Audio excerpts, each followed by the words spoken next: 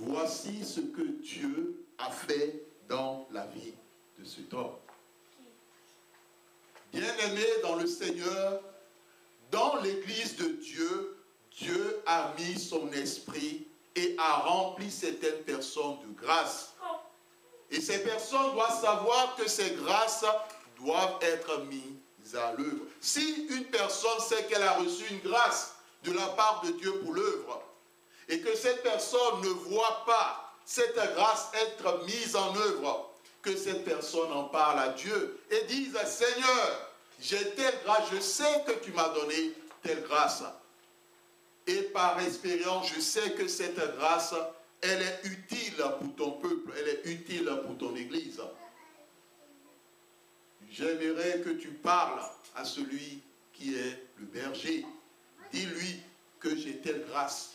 Le Seigneur parlera. Il dira, mon enfant, il y a telle personne dans le peuple qui a telle grâce. Et c'est moi-même qui ai déposé ces grâces dans sa vie. Bien-aimés dans le Seigneur, nous voyons ce dont Bezalel a été capable uniquement grâce au Saint-Esprit.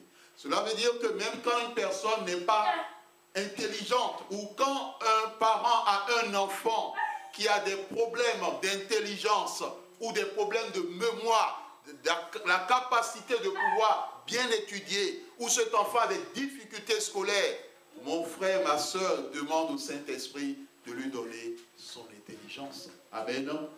Demande à Dieu ce qui manque dans la vie de ton enfant. Dis à Dieu, je constate que dans la vie de mon enfant, il manque quelque chose pour que mon enfant réussisse dans cette vie.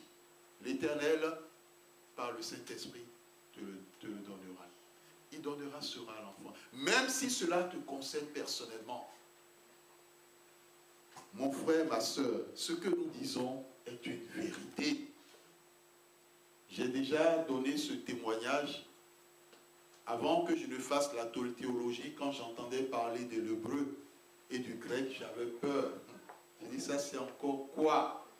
Et surtout que ceux qui étaient les aînés dans la théologie disaient qu'on écrit de la droite vers la gauche. Or, nous on a appris depuis l'école primaire qu'on écrit toujours de la gauche vers la droite. L'hébreu, le grec. Mais comme Dieu savait que son enfant fera ses études, pendant que nous étions en train de prier, je priais avec un ami prophète,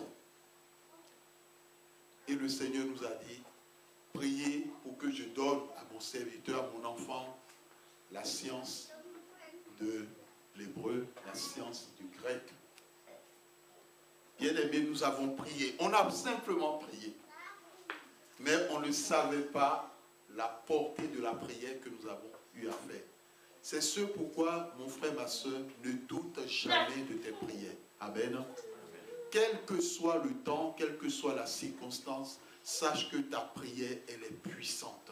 Parce que la Bible dit, les armes avec lesquelles nous combattons, elles ne sont pas charnelles, mais elles sont puissantes par la vertu de Dieu, donc par le Saint-Esprit.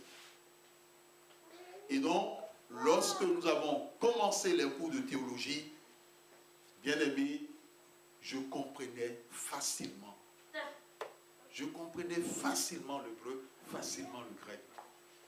De telle sorte que les camarades de classe, à la fin des cours, venaient me voir. Henri, explique-nous. Moi, je n'ai pas compris. Explique-nous, explique-nous, explique-nous. Et à la fin d'année, en grec, on avait 18 sur 20 de moyenne et en hébreu, 17 quelque chose de moyenne sur 20. Bien-aimé dans le Seigneur, c'est là que j'ai compris que Dieu est redoutable. Nous nous rappelons des amis de Daniel et de Daniel lui-même. Qu'est-ce que Dieu leur a donné par rapport à tous les sages du royaume? Qu'est-ce qu'il leur a donné? La science. Quoi d'autre? Lisons le texte de Daniel. Daniel, je pense, ça doit être le chapitre 1. Après Ézéchiel, nous avons Daniel.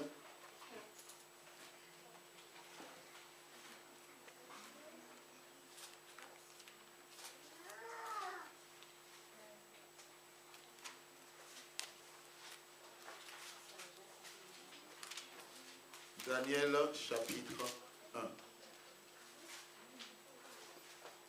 Une personne pour nous lire le verset 17. Dieu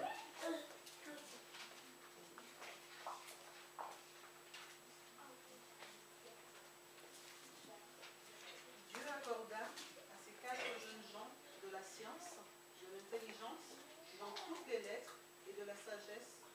Et Daniel expliquait toutes les visions et tous les songes. Amen. Amen. Amen. Le verset 20.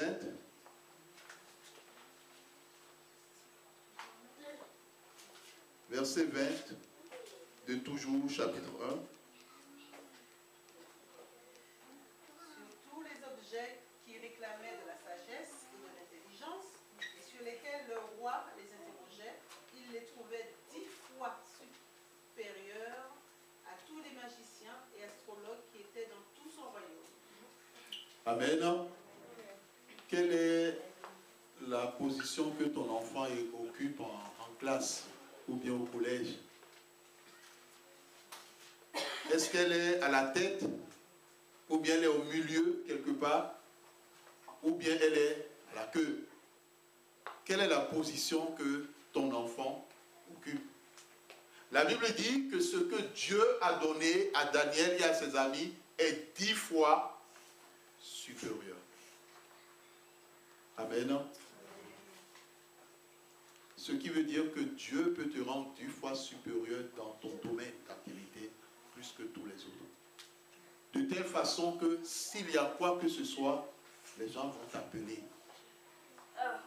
Ils diront, Sœur Delphine. Ils diront, Delphine, ils diront, Delphine, on a besoin de toi par rapport à ceci. Bien-aimé, cela peut sembler comme rire, mais c'est une réalité. Parce que je vous assure, le test que Dieu nous avait donné, moi et cet ami prophète, c'est ce test de Daniel. Il a dit, priez pour que je vous donne cette grâce au niveau des lettres, cette intelligence au niveau des lettres. Et en réalité, ça s'est fait. Donc, quelle que soit ta profession, est-ce que tu veux être la tête ou bien être au milieu ou bien est-ce que tu veux être la queue? Si tu veux être la tête, tu demanderas à Dieu, Dieu te le donnera. S'il y a une connaissance qui te manque, demande à Dieu cette connaissance, cette science, il te l'accordera. Amen. Il a accordé à Daniel et à ses amis. Bien-aimé, il est temps que tu te distingues parmi ceux de ta génération et dans ton lieu de travail. Ce qui fait que le jour où les gens décideront plutôt de faire des licenciements, ils diront non, telle personne, on ne le touche pas. Ils peuvent renvoyer tout le monde, mais ils diront celui-là, on le garde. Amen. Bien-aimé, ce que nous disons est très important. Sois celui qui est incontournable. Amen. Il y a d'autres qui se disent, non, je préfère être caché là où je suis. Parce qu'ils n'aiment pas travailler. Hein, si on me connaît, mais viens faire ici, viens faire ici, viens faire ici. Non, non, bien aimé. Soignons ce que Dieu veut que nous soyons. Amen. Que le Seigneur bénisse sa parole. Amen.